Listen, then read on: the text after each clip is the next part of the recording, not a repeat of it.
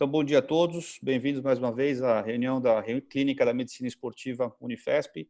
Eu lembro a todos que essa reunião ela é gravada. Esse material futuramente vai ser disponibilizado num canal da própria Medicina Unifesp. Então, peço que todos estejam cientes que, eventualmente, essa aula será reproduzida. Tudo bem? Hoje nós vamos falar sobre medicina de aventura, expedições e áreas remotas. O Gabriel Gamni, que vai apresentar essa aula, ele é médico com ampla experiência nessa área, certamente um dos mergulhadores mais experientes do país e o médico mergulhador mais experiente do país, com certeza. Galápagos, que eu acho que é o sonho para todo mundo que mergulha, eu sei que ele já foi mais de 30 vezes, então acho que é o nome correto para a gente falar um pouquinho da prática da medicina nesses lugares um pouquinho remotos. A Bia foi das primeiras turmas nossa de residência. Ela acaba tendo bastante experiência também nessa área, faz parte da sociedade, gosta de esporte, estuda, participa da aula, também é muito gabaritada para auxiliar o Gabriel nesse momento. E o Carlos André, que coordena nosso ambulatório de geriatria, também com ampla experiência em esporte de aventura, sei que já fez umas pedaladas aí de dias, de semanas, corrida em volta da Europa, só não deu a volta ao mundo ainda, mas é um cara que tem muita experiência em esporte também. Então, bem-vindos aos três. Gabriel, por favor, fique à vontade. Vamos lá. Tá bom. Bom dia a todos, um prazer. Obrigado pelo convite, Paulo. Duro estar longe do set, duro estar longe da atuação nesse momento, mas é a oportunidade da gente se reciclar, trocar experiências. O Paulo me deu a ideia, a gente chamou duas feras aí da medicina de aventura, que vão ajudar, a Bia e o Carlos André. Quando quiserem, façam seus insights, não esperem para falar. Os outros companheiros, eu peço que direcionem para o Paulo as perguntas e a gente vai, à medida que puder, respondendo no meio da apresentação ou depois, no final, abre para perguntas, né? Vamos falar um pouquinho da medicina de aventura, expedições e áreas remotas. Só para vocês saberem, a gente tem o ambulatório de medicina dos esportes de aventura no SET e eu volto a pedir ajuda para vocês, porque esse ambulatório perdeu força. Ele teve muita força no começo, especialmente com mergulhadores, aí vieram nadadores de travessia, alguns ciclistas, alguns corredores de endurance, tal, e foi perdendo força. Hoje a gente está atendendo eventualmente mergulhadores e o excedente da medicina do esporte. Eu não deixo de ser médico do esporte, mas a meta desse ambulatório é outra, é atingir o participante dos esportes de aventura. Gabriel, só te interrompendo também... um minutinho aqui, muita gente não sabe da existência desse ambulatório, por mais que a gente tente divulgar, eu acho que essa pandemia acabou fazendo com que a gente esteja muito mais online e nós conseguimos nos aproximar de pessoas que estão bem distantes da gente. Então, para quem realmente não tinha essa ideia, está longe, saiba que a gente faz esse tipo de atendimento na medicina esportiva da Unifesp, que esses pacientes é um atendimento gratuito, que esses pacientes são super bem-vindos e a nossa equipe é super capacitada para isso, tá? Então, encaminhe. No final, quem quiser pode entrar em contato comigo, com o Gabriel. A ideia é que realmente que esse ambulatório, a gente está lá para trabalhar, é que ele bombe mesmo. Fique à vontade, Gabriel. Obrigado, Paulo. Vale mencionar que eu tentei um trabalho com os profissionais do mergulho esportivo, com os instrutores. Surpreendentemente, no mergulho, o preparo é para o primeiro curso e quando você se torna profissional uma vez. Eles não te pedem mais. Um preparo anual. E eu entendo que é livre-arbítrio de um mergulhador decidir quando ele quer fazer o exame médico dele. Mas um profissional que vai supervisionar pessoas me surpreende um pouco. Tenho tentado brigar com as agências de treinamento e já deixei claro para esses profissionais que não têm uma condição econômica que um dos motivos que nós abrimos esse ambulatório foi esse. Eles não têm vindo. Mas vamos batalhando e nós vamos chegar lá. Então, eu também trabalho em conjunto com a Divers Alert Network, depois eu vou falar dos programas de treinamento de medicina do mergulho, e sou a Bia, que é diretora da BIMAR, mais ativa, eu sou um membro honorário, né? Um membro velhinho lá. Depois também vou falar. Esse primeiro videozinho é só para mostrar para vocês que quando você vai para aventura, para extremos, nem sempre as coisas saem como planejado. Acho que alguns de vocês já viram esse vídeo. Vou até acelerar um pouquinho. Peraí. Não, está rápido. O Carlos, que é pedaleiro forte, a quarentena me converteu ao ciclismo agora. 3 vezes por semana estamos na rua. Tomara, né, que o nosso prefeito apoie a iniciativa de ciclofaixas temporárias para esse momento, para tirar as pessoas dos ônibus, do transporte público lotado. Para quem não percebeu, tem um urso correndo atrás da bicicleta. A cena é real, a gente só não sabe como ela terminou. Mas sabemos que na natureza tudo pode acontecer. Você não consegue marcar a hora com o urso, marcar a hora com o tubarão e assim por diante. Curiosamente, eu já vivenciei uma coisa bem parecida com isso lá nas Montanhas Rochosas canadenses. A mãe e o filhote. Mas quietinhos ou te seguiram? Não, eles cruzaram à nossa frente. Exatamente assim eles cruzaram. Eles se assustaram com o nosso barulho. Entendi. O urso não é chegado no ser humano, mas acontecem incidentes nas rochosas, tanto no Canadá como nos Estados Unidos, eles têm eventos aí, especialmente os campistas que deixam. E aí, quando você vai para a aventura, tem algumas etiquetas do lugar que você tem que aprender. O cara deixa a comida exposta e assim por diante, e isso atrai acidentes. Eu sou mais caipira. Já cruzei de bicicleta com um gado passando, uns 30 bois, vacas. Eu vou te falar que deu medo também, viu? Tem acidente pra caramba com isso. A gente tem. No meio rural, assim. Faz parte. Vamos falar das áreas de abrangência da medicina da aventura. Das principais condições clínicas, é óbvio que não dá para discutir tratamento, etc., mas nós vamos falar para que vocês entendam a ordem e a importância das coisas. Vamos discutir alguns casos interessantes, vou mencionar alguns programas de treinamento que você possa fazer, e aí eu deixo até para a Bia falar um pouquinho mais da Abimar no final. A Ju não entrou aí, né? Não sei se pegou o convite. Mas, enfim, a Dani, quer dizer, a Abimar tem um papel muito importante na formação do médico e do profissional ligado à medicina do esporte de aventura. Bom, uma das coisas mais importantes da medicina da aventura são os exames pré-participação, acompanhamento de provas. Então, vocês têm as provas de aventura, depois o Carlos André pode falar mais, porque participou de um monte. As provas de endurance, as ultramaratonas, maratonas aquáticas, as maluquices que a gente gosta de fazer, montanhismo. É óbvio que para o cidadão comum como eu, medicina polar é meio fosfórico, mas tem brasileiros que acabam indo para os invernamentos, para as expedições polares. Eu fui fazer o treinamento, não foi no polo, eu fui para Nova Zelândia fazer, para ter contato com a medicina do frio. Medicina humanitária. Opa, tem alguém aí vazando. Passou. Medicina do mergulho e novas atividades que vão surgindo. Vou dar um exemplo maluco aí. Talvez o Paulo pegue muito mais pacientes do que a gente. O parkour, o cara fica se atirando de prédio, rolando no chão. Dizer que isso é medicina comum não é. É uma atividade bastante diferente, né? Lembrando, na medicina dos esportes, das provas de aventura, são complexas, ambientes extremos, com diversos obstáculos da natureza. Quase sempre o cara corre de dia e de noite, tem que fazer navegação, ele não dorme, fala, não, dorme 6 horas lá no meio do mato. Boa sorte, como é que eu vou dormir no meio do mato? Né? Mistura de habilidades físicas e intelectuais. Pode falar, Carlos. É interessante isso, principalmente para o organizador, né? A gente já faz provas aí, eu me aposentei disso, mas faço provas de expedicionárias, né? Provas de 7 dias, 8 dias de competições non-stop.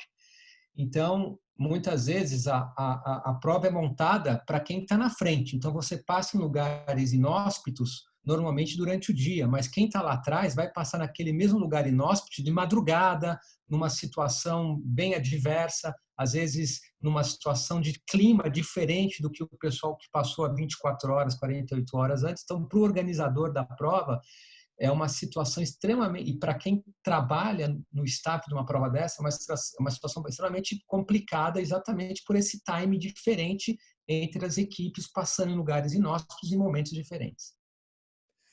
Aí já vale um insight sobre o que o Carlos falou. Eu não vou citar o nome da prova, mas era uma prova, uma corrida de alguns dias pelos Andes aí, e não foi a nossa prova, Carlos, foi a concorrência.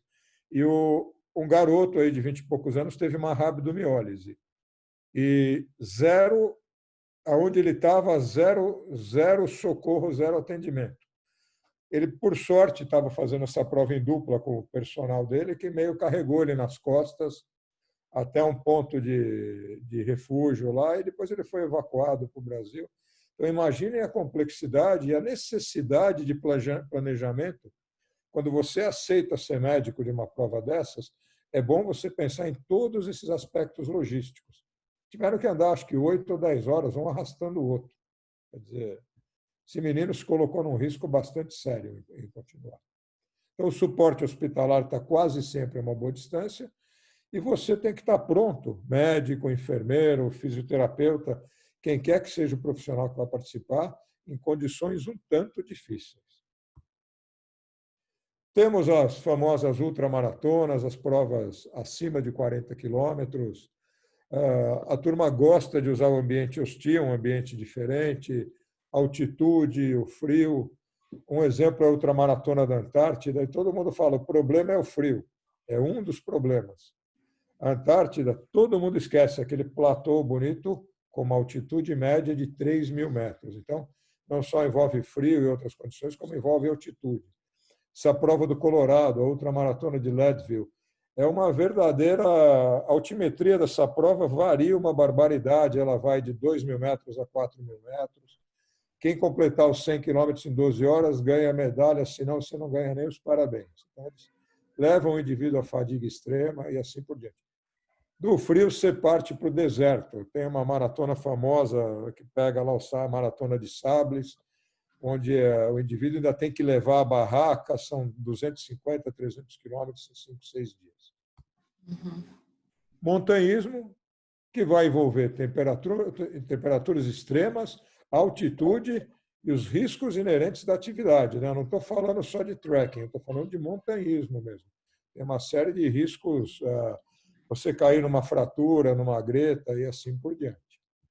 É óbvio que ficou famoso recentemente foi a última subida no Everest, teve uma série de fatalidades, pessoas presas lá na altitude, quase na altitude máxima, por excesso de pessoas, e você tem a tal zona da morte, onde algumas pessoas acabam não sobrevivendo, né? Mesmo com oxigênio complementar. A Karina, eu sempre menciono, é a fundadora da Abimar, junto com a Bia e outros colegas. Ela agora, a Karina está atendendo, acho que no Hospital de Campanha do Ibirapuera. Eu fui vetado por causa da idade. Estou muito feliz com isso. Não fala que foi por isso, Gabriel. Fala outra coisa. Estou chocado, estou quase mandando um WhatsApp para a Karina. Me dá um jeito de me colocar aí para dentro. Passar o dia sem poder ajudar diretamente, sem trabalhar à tarde, está difícil. Então, ela usou, obviamente, oxigênio complementar. Quando a gente vai para altitude extrema, isso é uma conversa para um outro bate-papo. Já é perto do suicídio você fazer esse tipo de ataque. Tal. Sem oxigênio complementar é uma outra história. E algumas pessoas procuram fazer alguns programas de treinamento. Se você quiser fazer um programa de medicina da altitude, um dos programas é conduzido, boa parte dele é no campo base do Everest. O Sacha e a Ju, que também são super companheiros médicos da Abimar, fizeram esse treinamento junto com a Dani. É uma experiência única. 5.000 e alguma coisa metros, né, Bia? Exatamente. O base é 5.080. 5,5, por volta de 5,5. Aqui eles fizeram o treinamento. Enfim, vamos falar um pouquinho das principais condições clínicas encontradas, né? A mais comum, Carlos André pode falar por mim, porque ele já deve ter tido de monte, é bolha no pé. Então, o calçado mal ajustado, o calçado novo, você decidir que vai fazer uma corrida de montanha e compra um calçado novo e não a macia, a falta de orientação. Eu vejo uma falta de orientação muito grande na escolha do calçado. O indivíduo vai na loja, o cara compra um número menor que o seu pé. Por quê? O cara ficar socando no calçado depois? Aí seria bom um especialista em pé. Eu sei que o SET tem uma orientação, né, Paulo? É no Nós temos tamanho. o Rafael, que ficou muito tempo com a gente, agora não está mais no ambulatório, é especialista em pé, e ele estava querendo falar que ele está louco para fazer uma corrida na Antártida. Então, se você quiser, Leo, se você quiser se manifestar aqui, ele é especialista em pé, talvez possa dar uma opinião mais embasada, fique à vontade, mas vamos ver se ele quer. Olha, já que o Gabriel me citou aí, realmente eu fiz aí pelo menos 8 grandes provas de aventura, né? E expedicionárias de pelo menos 500 quilômetros. Participei do Campeonato Mundial em 2009, há 11 anos atrás. E meu inimigo sempre foi o pé, né? Sempre aprendi a sofrer com o pé, né? Aprendi a sofrer com o pé. E sem querer me meter em ajudar alguém, mas uma coisa que eu aprendi é o seguinte: eu tinha 3 tênis diferentes, um para os 2 primeiros dias, outro par para o terceiro e quarto dia e outro para os 2 últimos dias, porque meu pé ia inchando, ia doendo, ia criando bolhas, então eu tinha tênis de tamanhos diferentes para poder me adaptar, né? E realmente é muito complicado, né? Eu vi já atletas profissionais, mesmo em provas menores, né? Em provas de maratona mesmo, né? Maratona olímpica, né? A gente já viu atletas que tiveram que abandonar provas curtas até, né? De 2h30, 2h15 por conta do pé, né? Bolha Exatamente. no pé é bem complicado. Não, e nesse contexto, né, que o Gabriel começou a apresentar, a medicina de extremos, envolve uma questão, essa questão que você falou da falta de orientação, né, e planejamento, principalmente, eu acho que a questão de áreas remotas é mais do que tudo, envolve uma questão de planejamento muito grande. Muitas vezes é um investimento muito caro, né, que o paciente faz, que o atleta faz, a depender aí da modalidade que ele vai escolher. Enfim, você falou de montanhismo é um investimento caríssimo. E muitas vezes as coisas exatamente, teoricamente, né, simples e banais podem simplesmente, assim, excluir, né, completamente aquele atleta, paciente. Então, eu acho que o que fica, assim, sem dúvida nenhuma, dentro desse contexto de medicina de aventura é falta de orientação e falta do planejamento adequado. O paciente acha que, sou condicionado, tenho dinheiro, posso fazer o que eu quiser. E ele quebra a cara, né? Porque ambiente remoto é tudo diferente, desde, né, da modalidade em si, até o ambiente, até a medicina, até a prática da medicina, que é que a gente tenta falar, é outra medicina, né? É outra medicina. Ô, Bia, uma coisa que eu vejo... Por favor, fala, Carlos. Além de bolha no pé, né? Tem a história de bolha na mão também, são coisas diferentes, né? Eu fiquei já numa prova 72 horas dentro de um caiaque remando, 72 horas úmido, molhado, e tem uma foto de uma mão minha que parece uma obra-prima. Ninguém acredita que aquilo é uma mão real, e é uma mão real. Vou botar na aula. Ô, Bia, mas o que eu ia falar, eu gosto, como o Gabriel sabe, do mergulho, né? Basicamente, mirim, comparado com qualquer experiência dele. Mas uma coisa que eu vejo, que eu critico do mergulho, é que muitas vezes os próprios instrutores estimulam as pessoas a fazerem cursos por uma questão que eu imagino que seja financeira, tá? Então, assim, você não vê, às vezes, um bom senso. Isso que eu queria perguntar para vocês. Eu não tenho experiência, né, em medicina em áreas remotas, mas vocês não acham que, às vezes, falta uma orientação das provas, realmente, de falar, peraí, você não pode fazer, não é porque você fez uma maratona que você vai fazer uma maratona na Patagônia, é outra realidade, né? Então, eu acho que às vezes falta um pouquinho, não sei se vocês veem essa questão comercial também como importante e acaba levando a, enfim, a acidentes, né? Aí, uma coisa que volta um pouquinho para o slide da Prepar. Eu fiquei um pouco surpreso, o Carlos acompanhou o nosso trabalho aí do mal agudo da montanha, da predição. A gente atendeu, pelo menos na fase inicial, fazendo o preparo deles, atendia uns 30, 40 participantes. Me surpreendeu algumas condições clínicas subtratadas, a falta de orientação Você pega um hipertenso que vai para altitude e ele não tinha orientação do cardiologista dele. E essas provas pedem um atestado médico, enfim. Eu entendo que também é impossível você...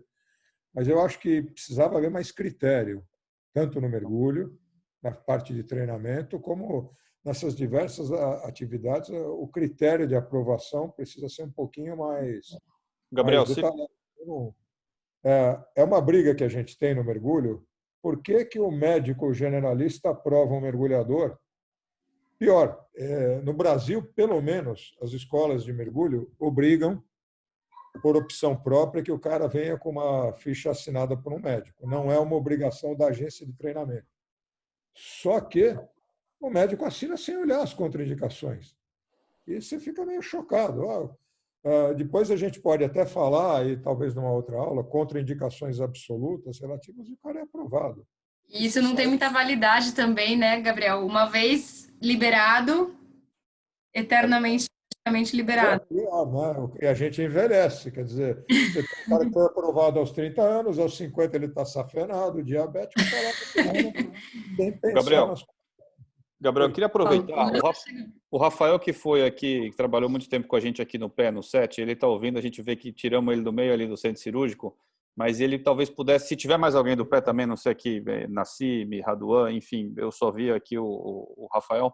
Mas, enfim, se ele puder falar um pouquinho para a gente sobre calçado, eu sei que ele gosta de fazer esporte também, e sendo especialista em pé, quem sabe ele possa contribuir com bastante coisa para a gente.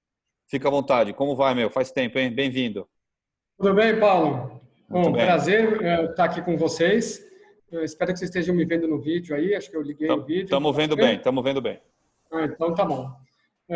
Eu tenho pessoalmente também alguma experiência com provas outdoor, então tanto de endurances um pouco maiores, quanto de eventualmente até performances mais rápidas e mais hostis. E o que a gente vê muito é uma vontade incrível da gente terminar a prova, não interessa o sofrimento que isso cause. Então, tem um pouco de uma cultura de eu sou capaz de terminar essa prova mesmo treinando ou não treinando o que deveria, então eu vou mesmo assim. Se eu sofrer é porque eu estou treinando o meu mental, eu estou indo bem, acho que é bonito, né? A gente sofrer ao limite para terminar uma prova. E quando isso acontece, é a crônica da desgraça anunciada, né? Você não ter as condições, ou quantas pessoas eu já cruzei em provas que realmente não treinaram absolutamente nada e vão fazer uma prova de 50. Só já estava inscrito, ou estou acompanhando alguém e vai. E a prova, o que a gente vê? Coitada da organização da prova, ela não sabe dessas coisas, né? Ela pode até organizar algumas coisas, mas ela não consegue prever todas as possibilidades. O terreno sempre é inóspito, você não consegue saber aonde que vai. Um exemplo foi, numa dessas, eu vi ali a Adventure Camp, as imagens. Eu posso falar porque eu sou amigo pessoal do Gambá, que é um dos organizadores. Eu tive um acidentezinho lá, eu caí numa cachoeira, numa prova onde eu precisei andar 6 horas com o joelho subluxado, rompi os ligamentos, precisei operar depois, por 6 horas, até encontrar uma área de uma trilha onde cavalo pudesse me resgatar. Então, o Gambá olhou para mim e falou, eu nunca imaginei que alguém pudesse se machucar num negócio daquele. Rolou uma pedra em cima de mim da cachoeira, enquanto eu estava passando. Então, todo mundo que passava por mim, eu avisava, avisa lá alguém que quando chegar me resgata. E o recado que chega não tem como passar aí e vai.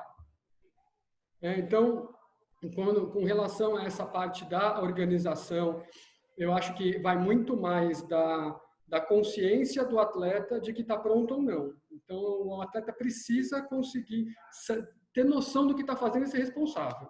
Gabriel, acho que Por favor. Não, conclua.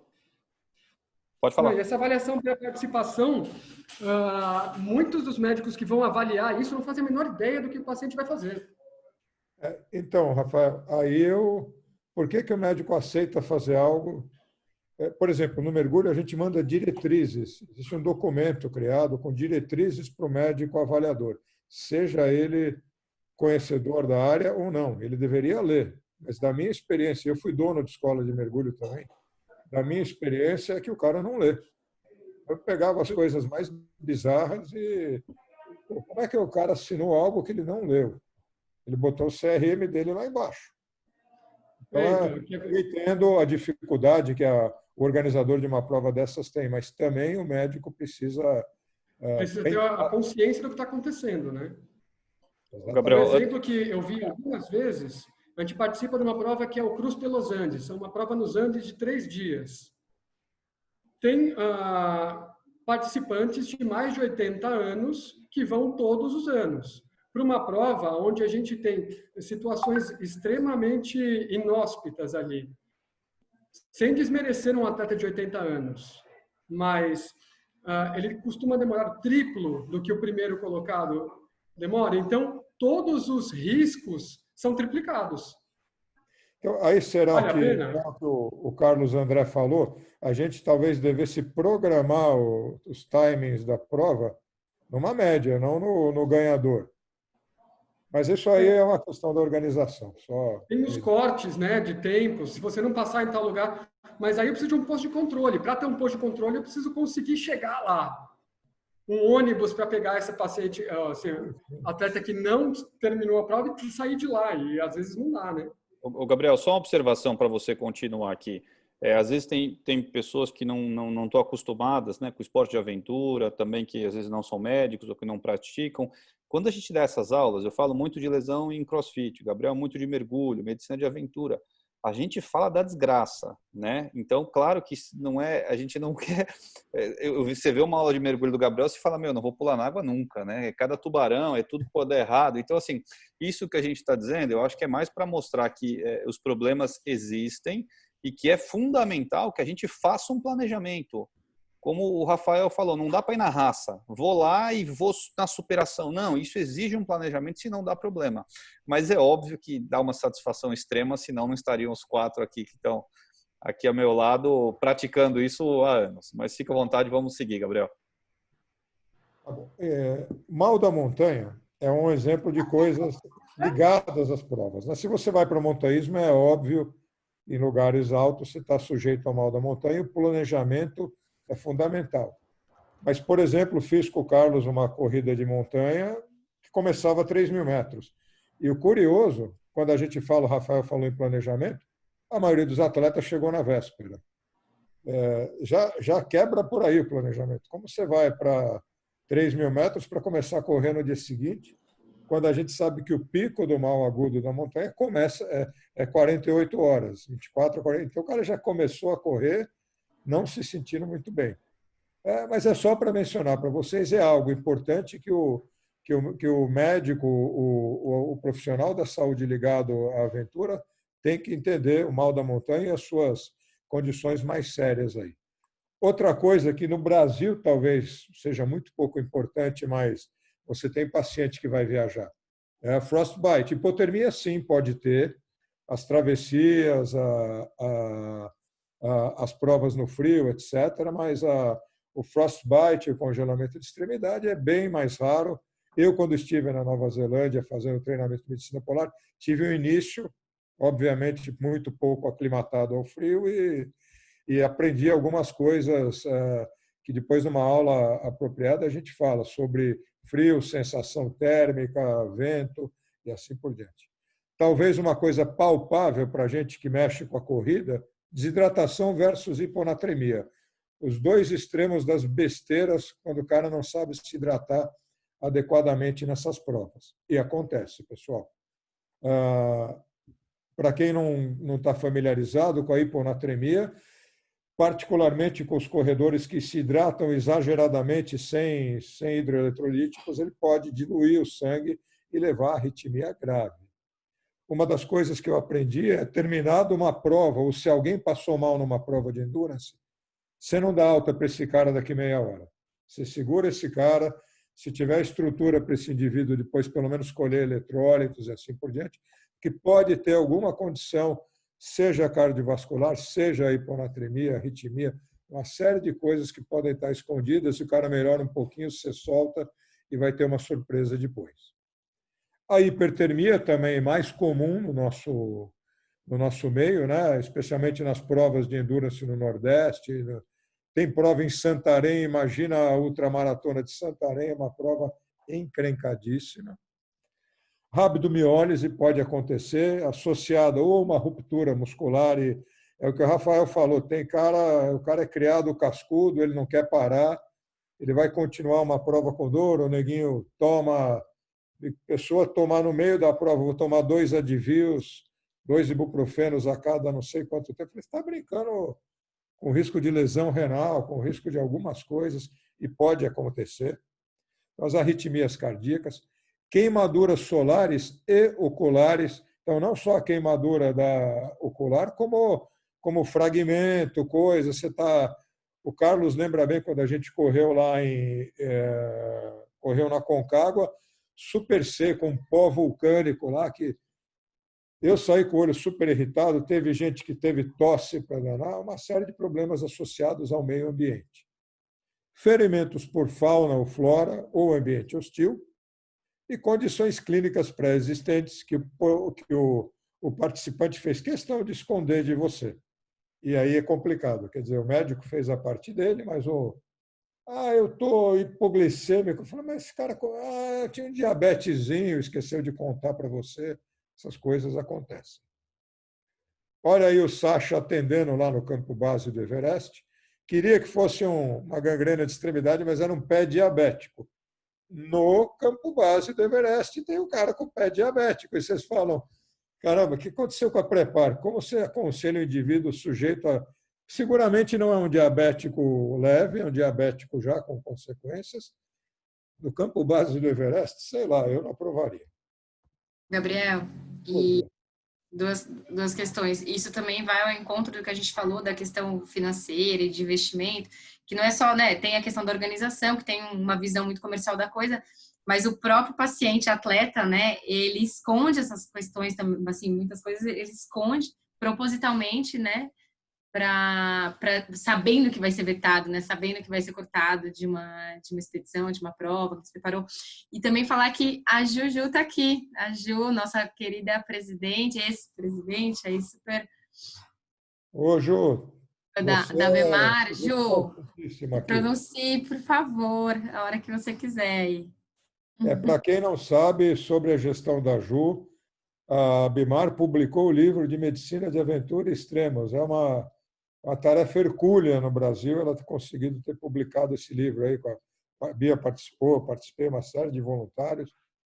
Quando quiser entrar, Ju, por favor. Juliana, bem-vinda aí à nossa reunião, pode participar sempre que quiser, se quiser dar um bom dia a todos, enfim. Pelo jeito você é muito competente e querida da forma como falam por você. Falam de você, fique à vontade. Tem aí mais um vídeo, pessoal, que é vocês falarem, nós estamos na neve, num ambiente, numa estação de esqui, vamos ver atrás da mocinha aqui, outro erro que eu acho, eu na neve nunca fiz isso, usar fone de ouvido.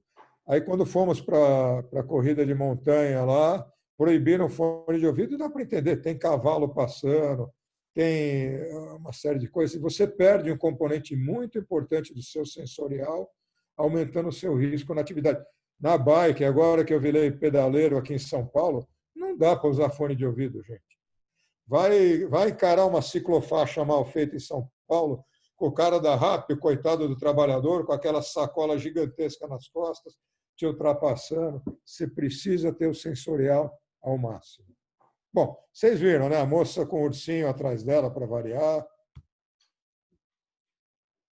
Medicina polar faz parte da coisa, é óbvio que para a maioria dos médicos que trabalham no Brasil, para mim, inclusive, é fosfórico, mas o treinamento de medicina polar me deu uma série de oportunidades de conhecer melhor o frio, ter mais respeito ao frio e as condições que pioram. Além disso, o fato de você estar isolado, né?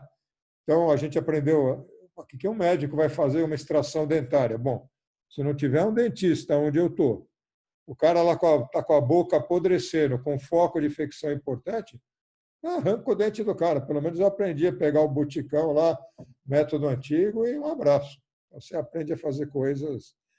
Inclusive, a turma da medicina de aventura, eu não tive oportunidade, até porque eu não trabalho no campo, eu não sou médico de provas, mas treinamento com equipamento de ultrassom portátil, com o tamanho do iPhone, e agora, inclusive, ligado ao iPhone, para um diagnóstico rápido de alguma coisa, para um auxílio diagnóstico. Então, tem muita coisa. Além de tudo, você vai aprender as improvisações, o equipamento que você tem. Todos falaram aí, o Carlos falou, a Bia falou, o Rafael falou você está num ambiente remoto, não chega uma ambulância, não chega nenhuma padiola, às vezes. Como é que você vai remover o indivíduo, né? O que é isso? Isso aqui é só para mostrar a improvisação. Por que eu estou fazendo essa maquinha para remover essa simulação de remoção na neve? Primeira coisa é tirar a pessoa da exposição ao frio. A primeira coisa que se foi uma lona isolante para que essa pessoa não aumentasse a sua perda de calor corporal para um ambiente muito mais frio, né? E lembre-se que você não vai estar num Sheraton, no Hilton. Não vamos falar disso que vai dar saudades, né, das viagens, mas o seu banheiro vai ser algo parecido com isso, que a gente também tenta evitar nossos dejetos na natureza à medida do possível. Às vezes dá, às vezes não dá. Essa foto de cima à esquerda mostra para vocês algo que aquele filme Everest. Alguns de vocês assistiram. E uma das coisas que me chamou a atenção é óbvio que o personagem principal e a história verídica morre lá já com um edema cerebral importante, falando com a esposa, se despedindo, etc., em vez de fazer uma coisa que talvez tivesse dado tempo para ele, algum tempo para o resgate, é sair da exposição ao vento. Porque o vento no ambiente frio te dá uma sensação térmica muito pior. Uma das coisas que a gente aprendeu no curso de medicina polar é cavar alguns abrigos. Esse aqui é um buraco na neve. Você tem mecanismos para cavar e sair da exposição direta ao frio. Então, Gabriel, a Juliana estava com uma dificuldade aqui para abrir o microfone, mas agora acho que já está resolvido. Se ela quiser falar com a gente, antes ela não tinha conseguido, fica à vontade. Nos ouve? Oi, Ju. Só mais um minuto. Oi, pessoal, estão me ouvindo? Sim, ouvimos bem. Bem-vinda, presidente eterna. Mas meu Deus, vocês são terríveis, viu? Ficam lembrando da gente aí. Oi, Ju. Oi. Deu uma cortadinha. Pessoal, a Juliana, ela... Fala, Bi.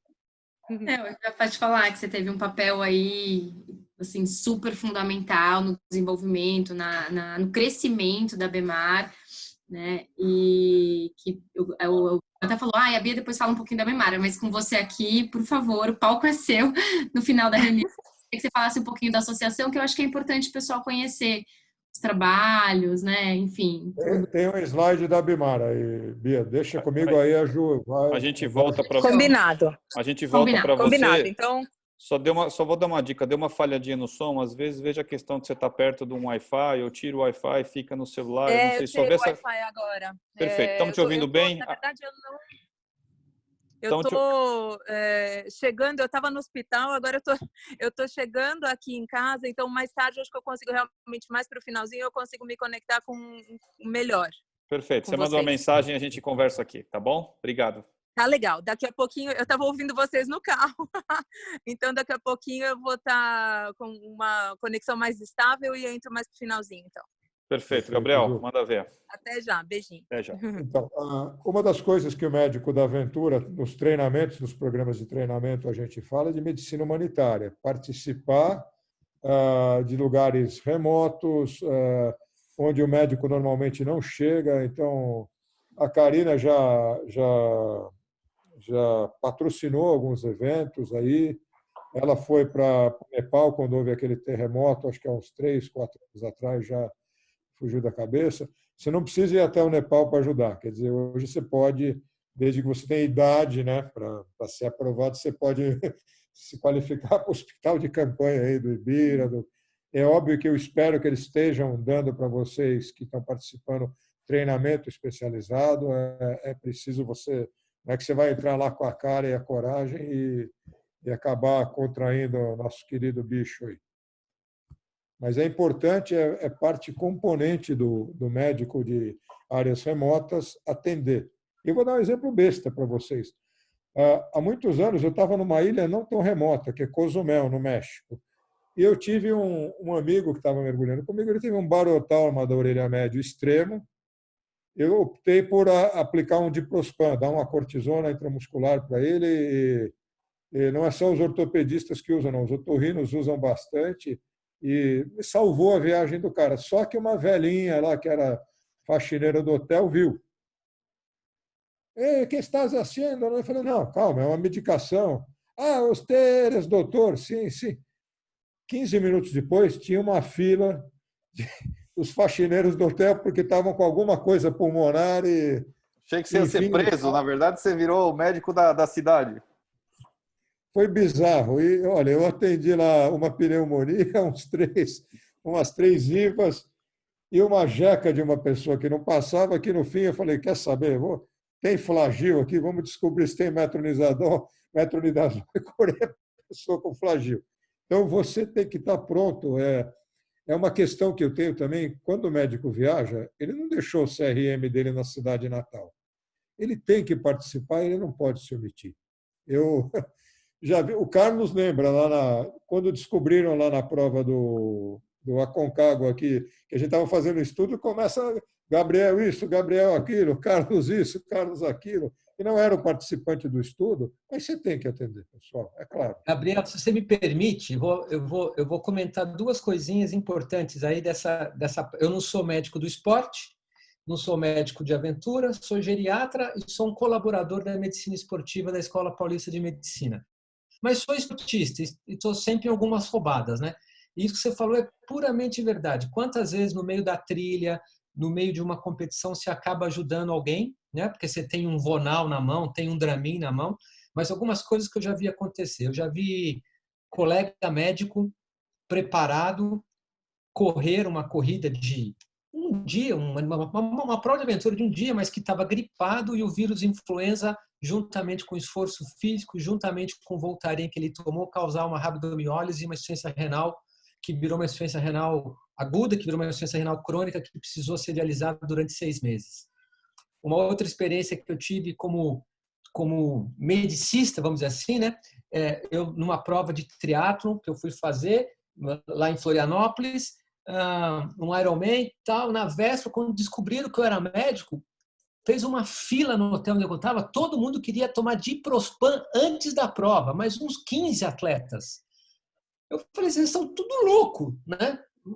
Primeiro que não vou dar de jeito nenhum. Segundo que vocês tomam corticóide antes de uma prova de um Ironman, né? Não, mas porque o meu treinador falou que é bom, porque meu médico falou que é bom. Coisa de maluco, né? Coisa que você escuta no meio do nada, né?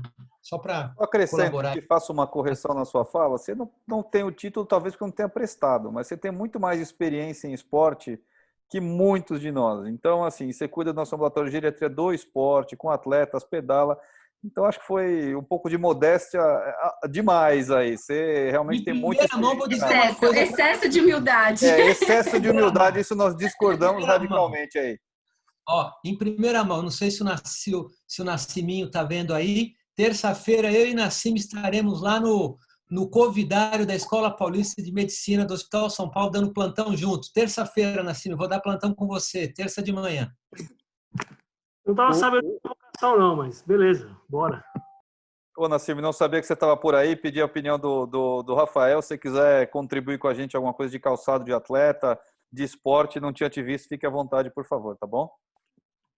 Em casa, o Rafael domina o assunto melhor que ninguém, qualquer um.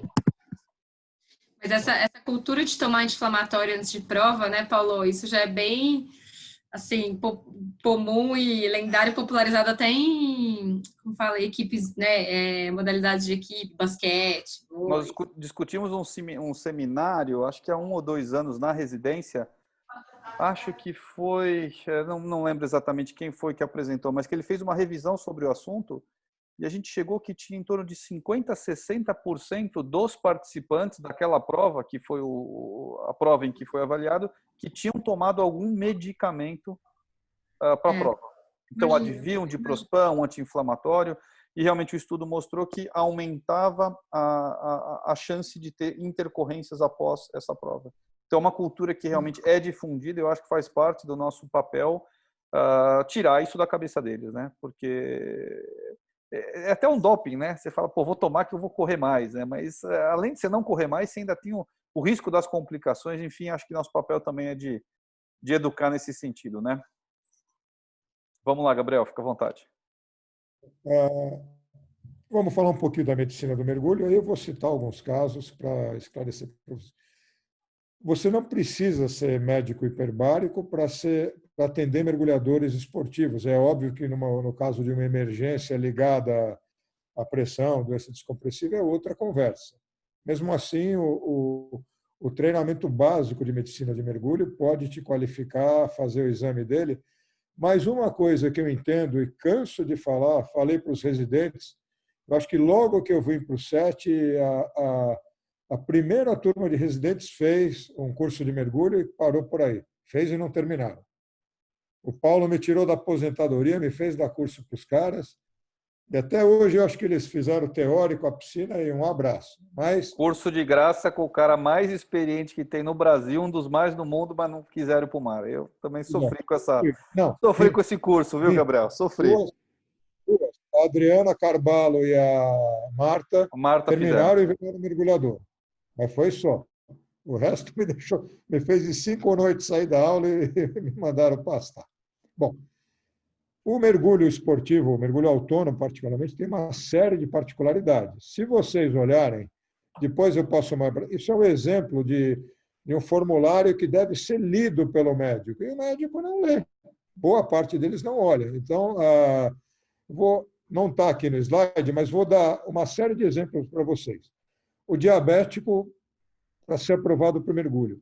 Além daquelas diretrizes que o médico do esporte já conhece, para você praticar exercício, tem que estar com a glicemia no nível mínimo, evitar o nível máximo, comer, assim por diante, a gente evita algumas coisas. Então, o diabético que tem complicações tardias do diabetes, provavelmente não é um bom candidato para mergulho.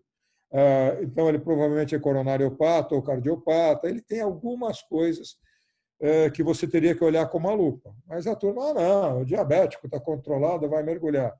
Lembre-se que o meio aquático, de cara, na água você tem uma perda de calor corporal muito mais rápido do que no meio aéreo. 20 graus na água é muito diferente do que 20 graus aqui no meio aéreo. Então, eu teria que pensar muito bem para um diabético, uma orientação sobre as roupas de exposição ao frio e assim por diante. O diabético é uma encrenca. O asmático é outra encrenca para o mergulho. Se esse indivíduo está respirando ar comprimido e desce com profundidade, ele me faz um broncoespasmo lá embaixo, ele me sobe com ar preso no pulmão, ele pode ter uma ruptura alveolar com uma série de consequências. Então, a gente não costuma provar o asmático.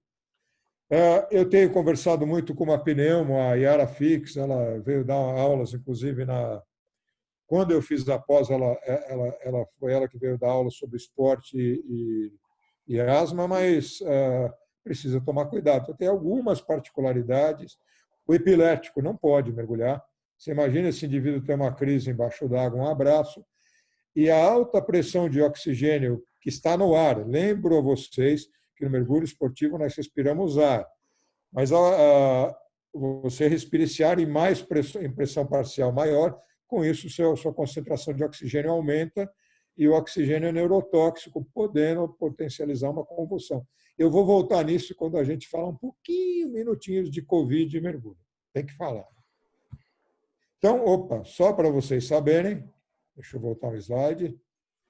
Tem esse programa, a DAM Brasil, da Divers Alert Network, ligado à Duke University. Eles têm um banco de dados gigantesco sobre a medicina do mergulho.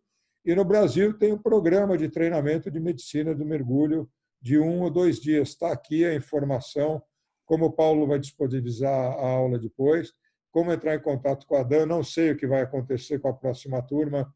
Eles normalmente davam um programa em agosto, eu desconfio que vai ser online. Mas vamos nos ater à modernidade. Outro dia, primeira coisa que... Desculpa, vamos com esse primeiro caso. Um candidato a curso de mergulho, portador de pneumotórax espontâneo. Aquele cara, hoje em dia eu esqueci o nome, na minha época era longilíneo, aquele cara alto, magricelo, foi jogar squash, pumba, pneumotórax. Foi fazer um mountain bike, pneumotórax. Aí apareceu para o curso de mergulho. Na época eu era médico de uma escola de mergulho e eu falei, não tem como te aprovar. Aí veio a carta de um professor, doutor da USP, me mandando arder no inferno e que ele estava aprovando. Eu falei, olha, companheiro, nessa escola você não vai fazer, e não era a minha escola, você não vai fazer o curso. Expliquei para ele, deixa eu te explicar o risco, você me faz um pneumotórax embaixo d'água, a hora que você subir esse pneumotórax vai virar ausência de pulmão, no mínimo. Você vai morrer. Enfim, ele mandou para o inferno e foi para outra escola e não sei mais do cara. Não pode aprovar o portador de pneumotórax espontâneo. E agora? Vocês vão encontrar, com certeza, um indivíduo que teve Covid, com comprometimento pulmonar, e vai querer voltar a mergulhar. Eu tenho uma resposta simples, eu não sei. A gente sabe que alguns casos cursam com comprometimento pulmonar. E aí um gênio de um médico na Áustria, que tinha pouca familiaridade com mergulho, descreveu 6 casos de pacientes que foram internados, mas saíram bem. E ele chamou isso de Covid leve. Eu falei, não estou entendendo. Se são casos que foram internados, não é Covid leve. Teve comprometimento pulmonar? Teve. Então, não é Covid leve para mim. E o que ele relatou é que esses caras pareciam bem clinicamente, depois de 10, 15 dias, mas estavam com prova de função pulmonar alterada e ainda tinham imagem. A tomografia deles ainda mostrava, eu falava, eu acho que esse cara não é pneumologista, ele não tem conhecimento nenhum de... Porque até onde eu sei, nenhuma pneumonia sem 15 dias está correndo. Nenhuma... O Carlos deve ter muito mais casos, os H1N1. Eu já vi pneumonia de H1N1 que cursa muito mal e o indivíduo volta a se recuperar depois de meses. Pode ter complacência pulmonar, tudo isso demora. E o cara questionou, então, que o indivíduo não iria mais voltar a mergulhar, que teria que fazer uma série de provas e na minha ótica, e eu sou médico do esporte, eu não sou pneumologista, mas eu já atendi uns pós-pneumonia, já atendi pós-H1N1 e já eu e o Carlos tivemos um caso na prova de montanha de uma pessoa que teve um broncoespasmo induzido por exercício associado a um componente ambiental e foi uma encrenca para essa pessoa voltar ao basal dela. Então, não é assim. Enfim, e aí eu vou dar uma admitido. Logo que eu vi isso, um cara aí de uma mídia brasileira do mergulho causou um pandemônio nas mídias nacionais de mergulhadores, que o cara não ia poder mais mergulhar. Eu escrevi o texto, esse texto que está aí, muita calma nessa hora, pessoal. Como o estudo acabou de mostrar, estudinho besta do Fleury, 5% da população de São Paulo já teve contato com o bicho, pelo menos, sem sintomas. E eu vou taxar, ou com sintomas muito leves. Tem pessoas que não têm uma febre, testa Covid e não teve mais nada. Mas tem os casos mais sérios. Mas daí a causar um pandemônio que ele causou. E eu escrevi um texto explicando das pneumonias, da H1N1, mas que quem foi entubado seguramente não vai precisar de muita coisa para pensar em voltar a mergulhar. Ou a fazer esporte. Quer dizer, não é assim. Quem teve uma Covid com comprometimento pulmonar vai demorar um pouco para voltar à atividade física. E o mergulho tem particularidades. Vai precisar fazer uma avaliação funcional, vamos ter uma tomografia de controle. Agora, espera aí, pessoal, tomografia tem radiação. Não é ficar churrascando o cara a cada 15 dias. Ele resolveu o quadro, daqui a alguns meses, não sei, o pneumo dele vai dizer a hora, o bom clínico aí vai dizer a hora dele fazer um novo exame. Eu vou pedir, seguramente, se você quer voltar a mergulhar, vou pedir uma avaliação funcional pulmonar e provavelmente uma aprovação do pneumologista. Mas o texto causou um pandemônico. E logo em seguida, a Undersea Hyperbaric Medical Society, que é talvez a entidade mais importante ligada à medicina hiperbárica do mergulho, soltou esclarecimento muito parecido com o que eu tinha escrito. Muita calma nessa hora, não vamos entrar em pânico, em pandemônio, mas teve um quadro clínico com componente pulmonar, tem que olhar como é que você vai voltar para a atividade. Como para a corrida, como para o que quer que seja, pessoal. Ninguém quer fazer um Carlos, Bia, Paulo, Ju. Eu assino o que você falou embaixo, né? Uma das complicações mais comuns da pneumonia, que tem sido visto da pneumonia por Covid, é o BUP, né? Que é a doença intersticial. Eu tenho visto aí no hospital que a gente frequenta, particular, que tem pessoas que voltam para o tubo não por conta de infecção bacteriana, nem por conta de recidiva do vírus, não. Voltam para o tubo por conta da intersticiopatia, né? Uma pneumonite intersticial ferrada, inflamatória, que não melhora com nada, nem com corticoide. Concordo com você, tem que esperar, né? É isso aí. Mas não é por isso que nós vamos mandar os mergulhadores para o abate. Quer dizer, a grande... É isso aí, tem que esperar, ver o que vai acontecer. Calma. 15 dias não é motivo para nada, né? Eu concordo com você, Gabriel. Até repostei também sobre esse artigo e o seu comentário. Eu acho que não tem sentido fazer qualquer tipo assumir qualquer tipo de postura nesse momento. A gente conhece muito pouco da doença como médico e eu acho que assim, a gente fazer orientações nesse sentido é até irresponsável, né? Hoje lembra que uma outra coisa que esse cara mencionou, e aí quando eu li o texto, falei, ele não entende nada de mergulho. Falou que os mergulhadores respiram maior pressão parcial de oxigênio e que isso ia fritar o pulmão das pessoas. Espera aí. Existe, quem trabalha com medicina hiperbárica entende dose de oxigênio, e as Unit of Pulmonary Toxicity Doses, as UPTD, são calculadas em tratamentos prolongados em câmara hiperbárica. De uma pressão de 1,3 ata que vai causar consequência nenhuma. Então, é só para a gente ilustrar, pessoal. A coisa é nova. Eu também sei tanto quanto vocês, ou menos ainda, porque me vetaram, eu queria ir lá aprender e ajudar, mas não deixaram eu participar. E, enfim, são coisas novas que vão surgir. Outro exemplo, você pega esquiador diabético. Se o cara é orientado sobre atividade, sobre o esqui na neve e tal, e ele tem diabetes e usa as medicações injetáveis, particularmente as glutidas da vida, é bom ele saber, primeiro, que não é para ele passear com isso para injeçãozinha semanal, que ele vai ter uma surpresa que o negócio vai estar congelado. Mas principalmente no transporte. A turma vai para a altitude e esquece que a variação de pressão pode jogar metade da medicação dele fora.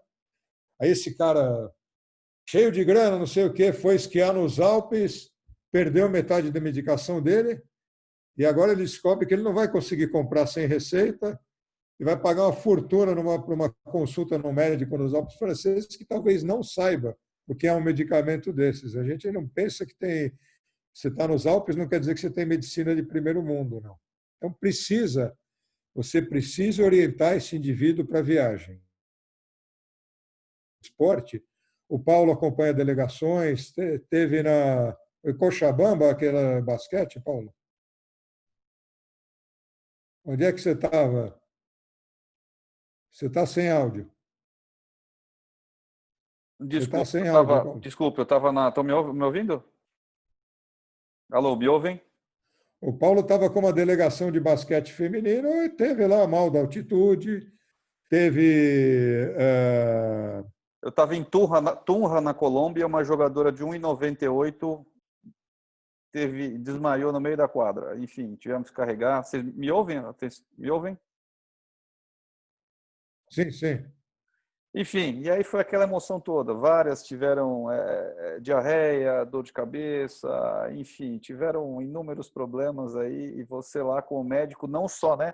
E é importante a gente falar, a gente imagina que são 12 jogadoras, mas são 12 jogadoras e tinham mais 13 ou 14 pessoas na comissão. Então, eu diria que quase todos tiveram alguma coisinha. Então, assim, são fortes emoções, né? Você fica o tempo inteiro, você dorme da meia-noite às 6, só o resto você está o tempo inteiro atrás de coisas, né? Acho até que num dos momentos, acho que o Gabriel que me salvou, teve alguém que, enfim, que a gente estava na altitude lá. Enfim. Você me perguntou sobre medicar uma atleta. Então, aí vale importante, o médico do esporte sabe a problemática do doping. Então, o Paulo poderia ter dado essa medicação para toda a delegação, menos para os atletas, porque é um diurético que ele Isso, não exatamente cura, isso, é verdade. ele não trata o mal da atitude, ele faz uma gambiarra tirando o mal-estar, ou diminuindo o mal-estar gerado do mal da atitude, mas ele não ajuda. Agora eu me lembrei, é verdade. A questão era se podia ou não usar esse diurético, sendo que elas estavam tendo sintomas, mas corria o risco do doping. Enfim, a gente acabou não usando, deu tudo certo, mas são momentos de emoção, né? Digamos assim. Para que todos saibam, quer dizer, até o famoso acetazolamida, que é um diurético, é usado bastante para o mal da altitude, mas ele não trata a condição, ele faz uma gambiarra no equilíbrio ácido básico, o indivíduo se sente melhor. Por outro lado, se é competição e se existe antidoping, não pode dar. Eu já mencionei, você foi contratado para acompanhar a ultramaratona de Santarém. Além do ambiente de selva, etc., você tem umidade extrema. Ao contrário do vento no frio, o vento diminui a sensação térmica, a alta umidade aumenta, diminui a sua capacidade de trocar calor. E aí vem os riscos de hipertermia, rabdomiólise e assim por diante. É bom você estar atento a isso quando você vai para um ambiente como esses. Eu tenho relato de caso de nego morrer nessas provas, faz uma hipertermia extrema, grave.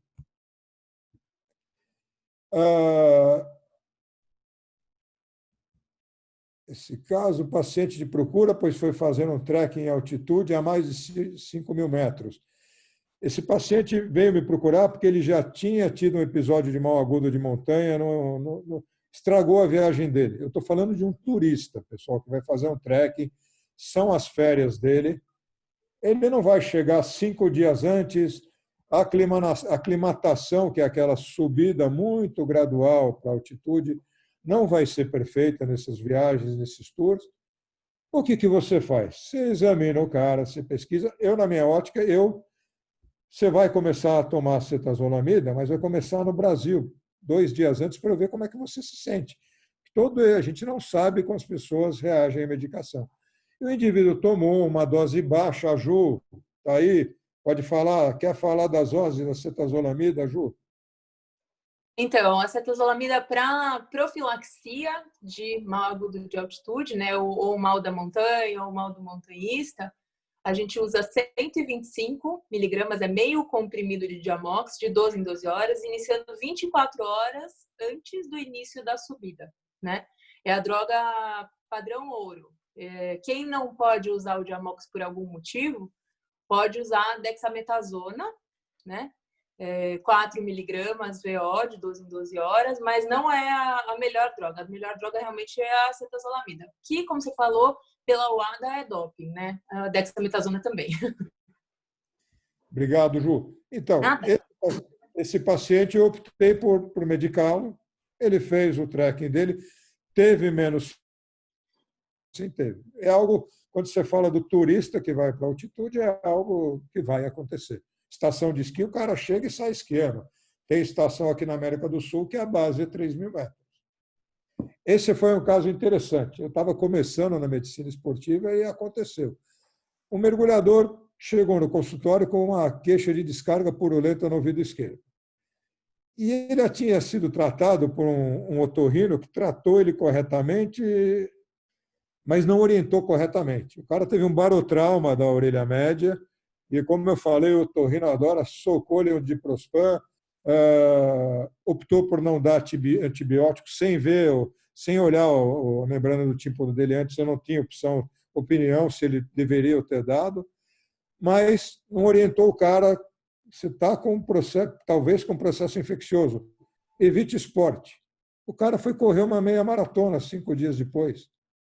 Até ter tido uma bela queda da imunidade, estava com um exudato para dentro do tímpano.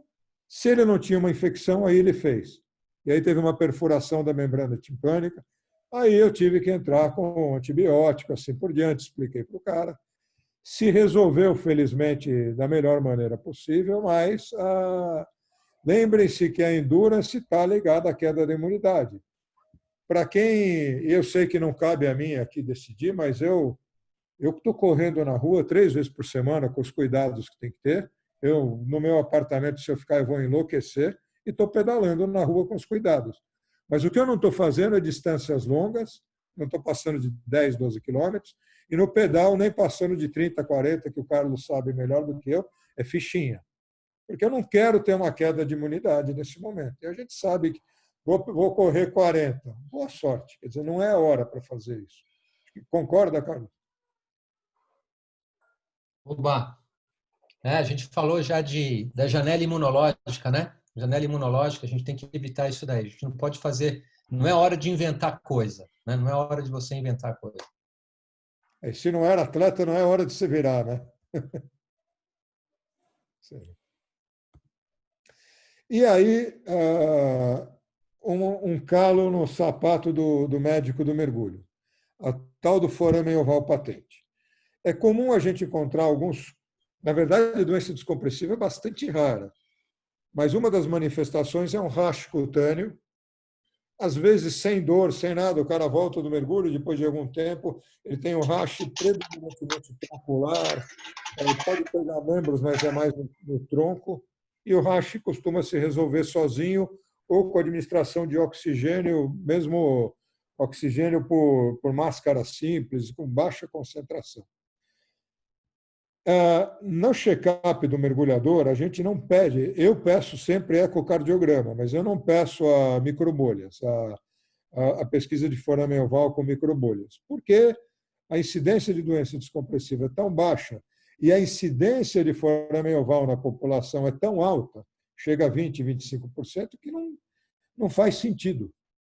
Mas quando você tem a engenharia invertida, suspeita de doença descompressiva, porque frequentemente o cara chega para mim, teve o racho 2, 3 vezes pós-mergulho, eu não sei se foi alérgico, eu não sei, não vi. Hoje eu peço para o cara fotografa, senão vai ser duro. Mesmo assim é difícil. Ou quando o cara teve um episódio de doença descompressiva com dor articular, assim por diante, aí eu peço.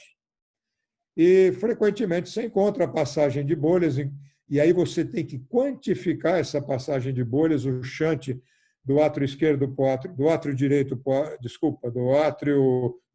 o átrio esquerdo, e aí tem uma atitude a tomar. Um mergulhador que teve doença descompressiva e tem foramen oval, se for com uma passagem de bolhas importante, possivelmente ou ele para de mergulhar, isso se o foramen oval dele não tem consequências neurológicas que não são necessariamente do mergulho.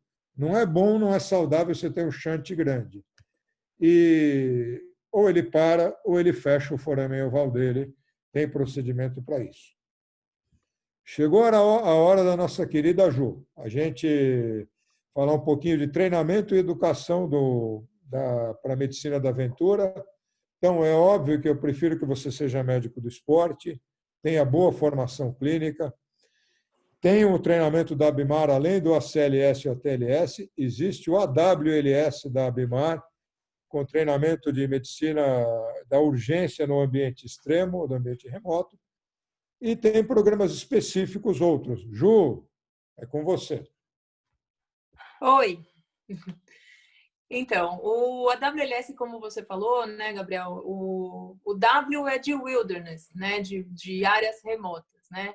Então, é um curso teórico-prático, como o ACLS, como o ATLS. A gente tem mais de 8 horas de treinamento hands-on mesmo. Então, a gente treina todo tipo de atendimento, simula atendimentos com vítimas, a gente simula vários tipos de improvisações que a gente faz em áreas remotas. Então, desde macas e liteiras, talas, formas da gente extricar paciente, como mover paciente em terrenos difíceis. A gente faz sempre o curso não é em sala de aula, né? A gente tem a parte teórica em sala de aula, mas a parte prática é toda feita em ambiente natural mesmo. Então, assim, a gente a gente espera que os alunos saiam do curso sabendo realmente como encarar, né, o paciente fora de uma sala de emergência, fora de um consultório. Então, como atender urgências e emergências médicas no contexto de da natureza e das áreas remotas com protocolos, seguindo uma série de protocolos internacionais. Então, é um curso que é dado como o AC e como o AT, é um curso que é dado com o mesmo currículo no mundo inteiro. Então, assim, a gente tem muito orgulho desse curso. É um curso muito... Os alunos gostam muito e a gente curte muito também participar e dar essas aulas. A Ju é meio sádica aí nas aulas. Eu chamei ela em umas pós-graduações que eu dou a parte de medicina da aventura e chamei a Ju para dar o ACLS e a TLS. Ela arrancou o couro do pessoal. Ô, Gabriel, poxa Quanto vida. mais a gente treina, menos sofre depois, né, Gabriel? Melhor sofrer no treinamento e depois não passar perrengue ao vivo, né? Muito bem. Isso aí, boa. Isso mesmo. Então, pessoal, o papo é esse. Eu gostaria de deixar tempo para as perguntas aí que vocês queiram fazer. Estamos aqui. De antemão, então, já, Gabriel, dizer que foi excelente, né? Eu vi que a Juliana acabou gostando da gente. Acredito que ela vai vir mais vezes aqui também participar. Já fica um convite informal, depois vem um formal. Acho que é um tema... Obrigada. Eu gostei muito mesmo. Vou participar, sim, com prazer. Muito obrigada. Acho que é um tema bem marcar interessante. Uma dela, Paulo, de medicina da altitude, hein? Excelente. Bora, vamos. Aí, fazer uma apresentação aqui numa terça-feira. Vou pegar o seu contato, Juliana. Adoro falar sobre esse tema. Vou pegar esse seu contato e vou para a gente progredir nesse assunto, né? Queria perguntar. Obrigada. Ô, Ju, em relação ao conteúdo, não sei se você está com o livro aí, se você quer fazer a indicação dele também, eu acho. Opa, eu tenho aqui esse. Tá aí fácil? Joia, Gabriel. Se você puder pegar, que o meu está lá embaixo. Eu tô na casa dos meus cunhados. O Carlos André e a Bia não ouvi muitas histórias, mas o Carlos André eu já ouvi alguns perrengues dele, acho que na Patagônia, enfim. Se quiserem, para a gente encerrar, a gente já está mais ou menos com o tempo aqui estourado, passamos de 1h15. Mas, para finalizar, se Carlos André, Bia, Juliana quiserem, enfim, fazer suas considerações finais, e fica aqui a propaganda do livro, que foi escrito por essas pessoas aí extremamente capacitadas. Então, acho que quem quiser mais informações aí sobre medicina em área remota, está o livro aí, imagino que coordenado pela Juliana. Então, pessoal, se vocês quiserem fazer as considerações finais de vocês, fiquem à vontade e já parabenizo pela excelente aula, viu? Foi muito boa. Se me permitir, então, eu queria agradecer o Paulo, o Gabriel, muito obrigado também, Bia, pela participação, a todos vocês. Espero vocês aí, viu, Gabriel, no seu ambulatório, quando você quiser, a gente pode montar um grupinho da medicina esportiva. Você falou muito de aventura, mas a gente tem que conhecer um pouco mais a nossa Mata Atlântica, tão perto aqui de São Paulo, e muito inóspita, talvez um dos lugares mais inóspitos do planeta, é a nossa Mata Atlântica, que está aqui no nosso quintal, e a gente pode brincar um pouquinho com ela, respeitando ela sempre. Um abraço para vocês, obrigado. Paulo.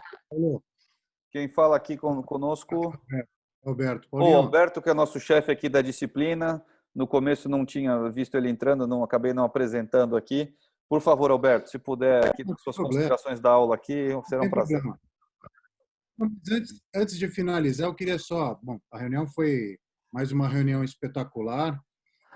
Obrigado aí por todos vocês. Aí, o Rafael Muriá, o Carlos André, Gabriel, todo mundo, uma reunião espetacular. O que eu queria perguntar para o Gabriel, com relação a esse problema, às vezes do médico geral, avaliar esse tipo de paciente que a gente imagina que seja um praticante especial, né?